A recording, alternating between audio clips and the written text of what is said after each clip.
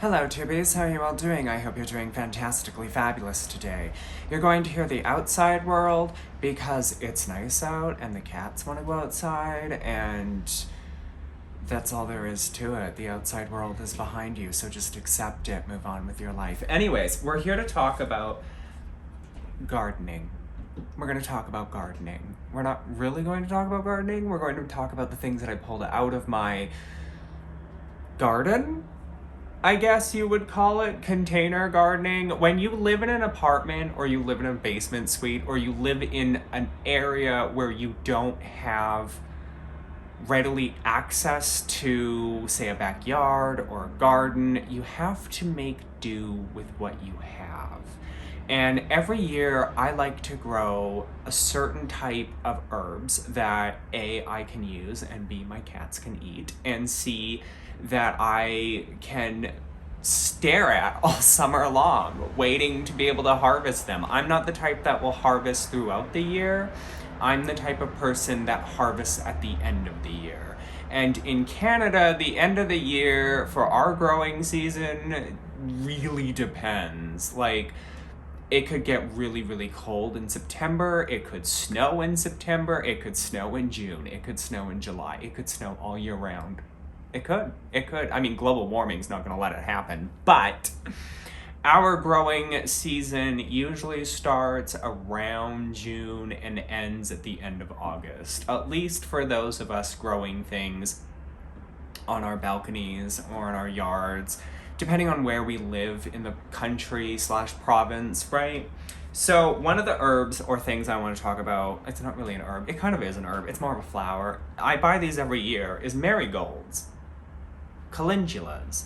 The red ones, when you dry them out and you put them in oil, as you have probably seen in previous videos of mine, they turn the oil a beautiful, like, orangey red type of color. Like, I can make some really sexy looking Instagram worthy oils with marigolds. Now, what else could you use marigolds for? In my craft, I use them for money. I use them when it comes to money. I believe the Scott Cunningham book even states that they can be used for money and things like protection and what else is there? Exorcisms and so on and so forth. The red ones you could technically use in love spells. So with marigolds, I tend to use them in money spells and in love spells and in making oils for demonic entities that are helping me with money and attaining money. But these days, I mostly use it as a way to color the oil. Okay. The next one, okay, so I've got two different types of mint here, okay? This one is orange mint, and I don't grow this one every year. I just wanted to grow it this year. This one I would probably use for teas because there's thousands of varieties of mint, but the other mint that I have is peppermint, and you all know what I use peppermint for. It's the only thing I use peppermint for. The original three, sandalwood, peppermint, and, oh God, what was it? Patchouli, right? Even I forget what the original three is. Now, as for orange mint, I'd probably use this just in teas. I mean, mint in general can be used in magic, from everything from cursing somebody to choking them out to removing them to getting rid of something to taking over something to money spells, love spells, this, that, and the other thing. Now, what I want to talk about is how you use these types of plants in curses, because a lot of people think when they see mint or they see other types of herbs, they quickly run to their Scott Cunningham book or their other herb book or whatever book that they have, and they're like, okay, this herb is only used for money and protection and love, so I can only ever use it for that. But what you're missing out on is the whole other part of the plant. First of all, let's go with cursing, because that's really, we all know what mint is used for outside of cursing, so on and so forth, right? If you don't, do your research. But if we go with cursing, what's the first thing that you think about when you think about mint? You think about how it's invasive. It will take over your yard. It will take over your neighbor's yard. It will take over your garden. It will strangle other plants and kill them off in order to get all the nutrients. It sends out suckers, it spreads. You think you've got one clump of it picked out, but another clump about a mile away is just starting to grow, and it came from the original clump, right?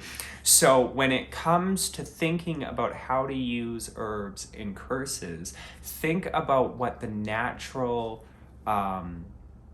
like how the plant naturally grows, its environment. Is it invasive? Is it toxic? Is it poisonous? Is it illegal to grow? Is it just those types of things, right? So like with mint, with its roots spreading out, if you dig up mint, you can use its roots and tie them around poppets' necks, stuff them in poppets, because then that makes it feel like there's an issue that the person might be facing, and you're exasperating it. It's taking over more and more of their life. That's essentially what you would use mint for in a curse, is something that takes over the person's life. It's all they can think about. It strangles everything else. It takes over their entire life and starts to destroy them. The other one that's starting to die very quickly is catnip. Catnip I grow mostly for the cats. It's the one plant that they can go and they can, I thought I heard water dripping inside. That's why I was like looking, like what the hell? Anyways, it's the one plant that they can go and they can eat just freely. And one of my cats likes to eat it and the other one likes to roll around in it. But what can you use catnip for in magic? I use it for good luck.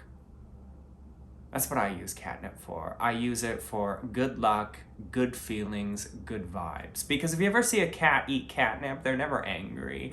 They're always like running around and they're happy and they're energetic and so on and so forth. And I'm sure the Scott Cunningham book says what catnip is good for. But again, this is more, no, actually this is less about the books and more about the plant and how you can use the plant as it is in the craft, okay?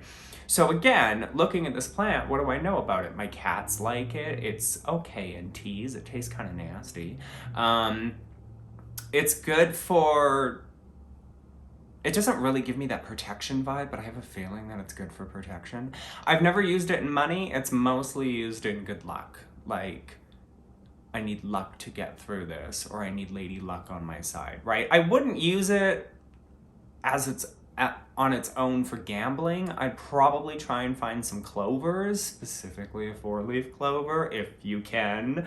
But, you know, I would probably find some clovers and mix it in with the catnip and other ingredients in order to make like a gambling type of dust. And the last one that we're going to talk about is lemon balm. I don't use lemon balm in any kind of magic. I use it for tea. Sometimes an incense. Mostly tea. It's a very calming, very relaxing type of plant. I wouldn't use it in curses or hexes. I've never seen lemon balm spread the way mint does. That's why I really like to use mint in curses and hexes, because it spreads. And usually when I'm cursing somebody with mint or whatever, it's to choke them out of my life. Like, just get out of my life.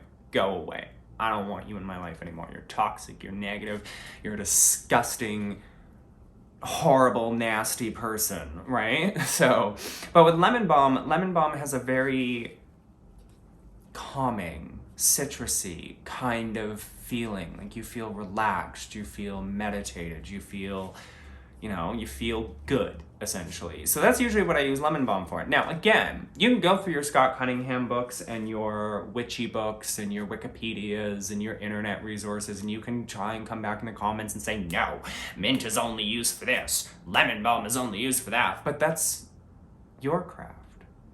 Your craft is by the books. Your craft is to the letter. Your craft is what the author says it is.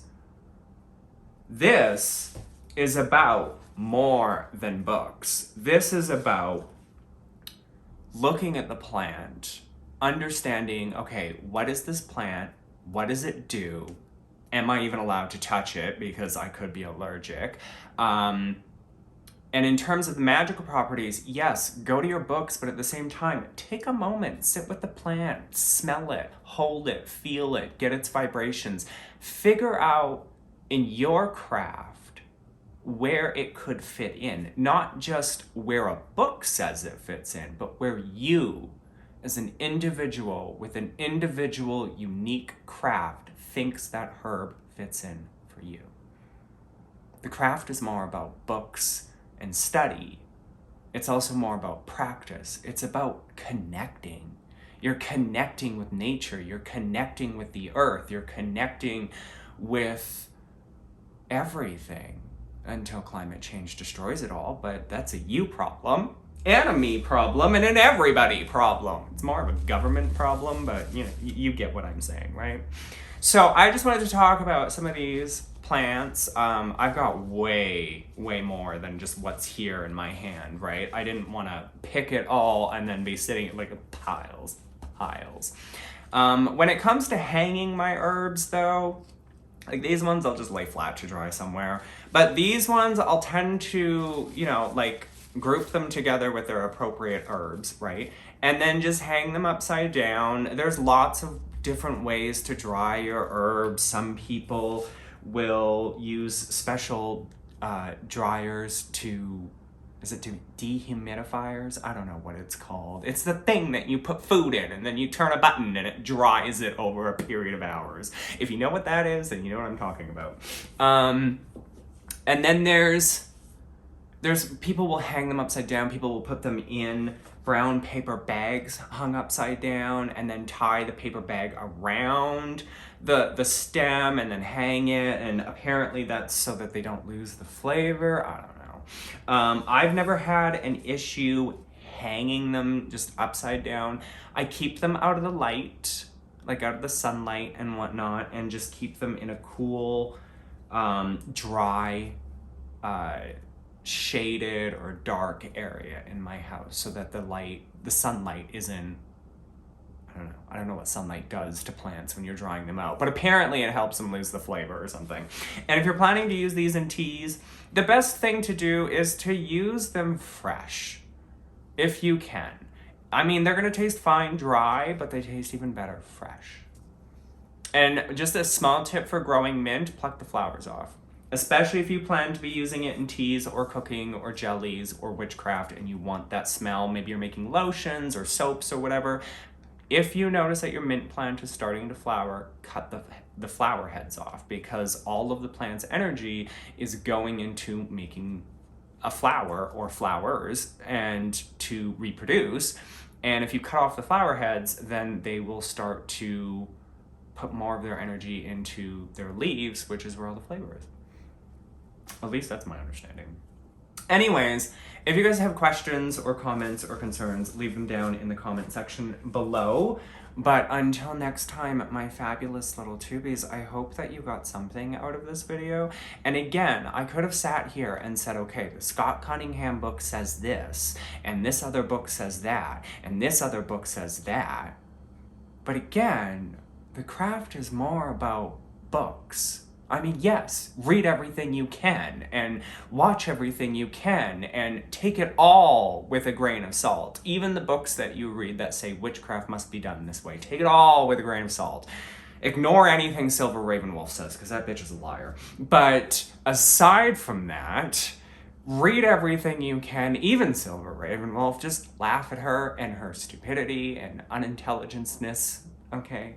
I found one of her books in chapters the other day and I was flipping through it and I was like, this looks like it's geared towards teeny boppers who just want to feel like they're different from the rest of their other teeny bopper group, right?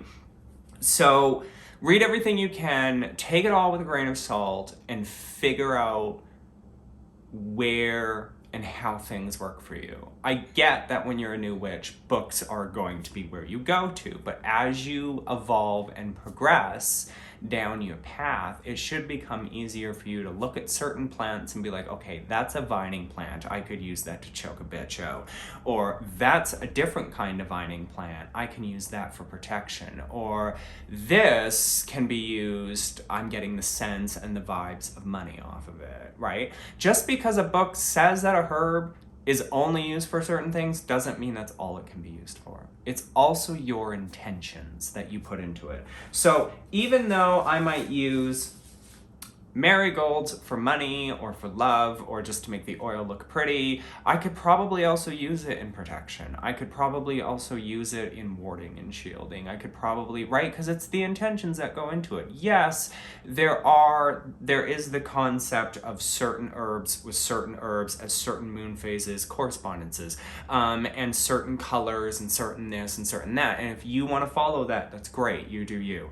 But most witches that I've talked to who have less of a strict path to follow seem to have the consensus that the vibrations and the energy and that the way the plant works can be used in multiple different ways in the craft depending on what the plant is and what you want to use it for.